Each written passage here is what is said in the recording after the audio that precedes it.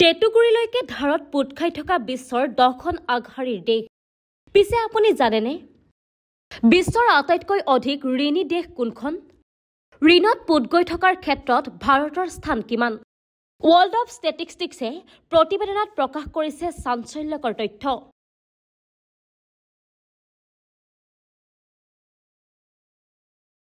বিশ্বৰ বহু দেশে ঋণ লৈ নিজৰ অৰ্থনীতি চলাই আছে।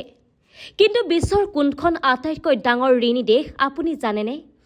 শেহতীয়াকৈ ৱৰ্ল্ড অৱ ষ্টেটিষ্টিক্সে ছ'চিয়েল মিডিয়াৰ প্লেটফৰ্ম এক্সত বিশ্বৰ সেই দেশসমূহৰ কথা প্ৰকাশ কৰিছে যিবোৰ দেশ আটাইতকৈ বেছি ঋণী।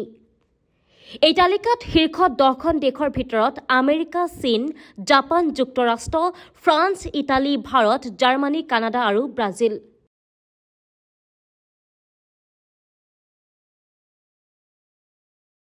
বিশ্বৰ সৰ্ববৃহৎ ঋণী দেশসমূহৰ ভিতৰত প্ৰথম স্থানত আছে আমেৰিকা। এই দেশৰ ঋণ আছে $33,229 বিলিয়ন। ৱৰ্ল্ড অৱ ষ্টেটিষ্টিক্সৰ তথ্য অনুসৰি বিশ্বৰ সৰ্ববৃহৎ ঋণী দেশসমূহৰ ভিতৰত আমেৰিকাই প্ৰথম স্থান লাভ কৰিছে।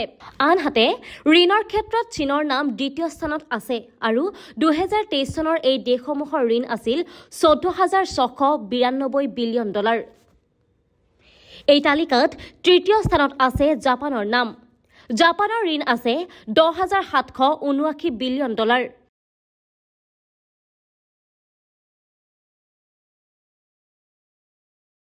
ঋণৰ ক্ষেত্ৰত চতুৰ্থ স্থানত আছে যুক্তৰাষ্ট্ৰৰ নাম। এই দেশৰ ঋণ আছে $3,469 বিলিয়ন। বিশ্বৰ ঋণী দেশৰ তালিকাত পঞ্চম স্থানত আছে ফ্ৰান্স। ইয়াৰ ঋণ আছে $3,354 বিলিয়ন। ঋণী দেশৰ তালিকাত অষ্টম স্থানত আছে ভাৰত।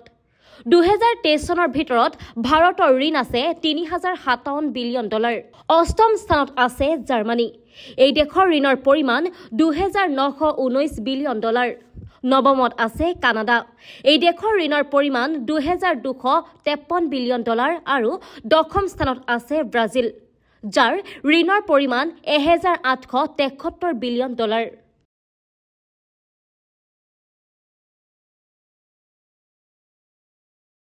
ইয়াৰ উপৰিও 11 নং স্থানত আছে স্পেইন, যিখন দেশ $1,679 বিলিয়ন ডুব গৈ আছে।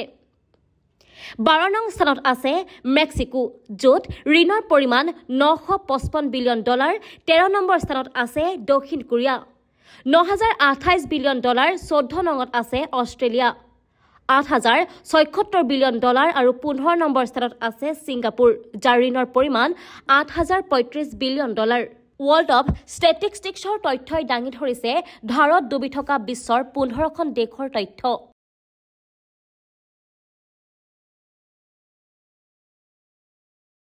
News desk report, times media 24।